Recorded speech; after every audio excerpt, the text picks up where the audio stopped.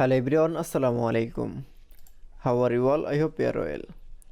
Welcome back to my channel in this new video. Today's video, how to insert a rectangular callout in Google Sheets. So let's started. At first, open your Google Sheets document. In this video, I will show insert rectangular callout. Now going to the insert button option. Now for click. Then click for a drawing option. Now going to the shape option.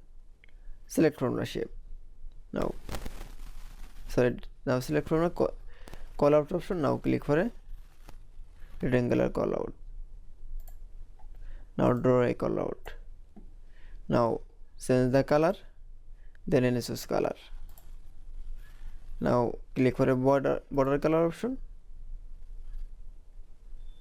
Now select from black, then click for a border option. Now click for border it. Now click for save and color option. That's it.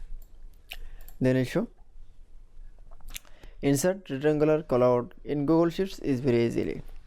I hope to enjoy the video. Please like, comment, share and subscribe my channel. Thanks for watching.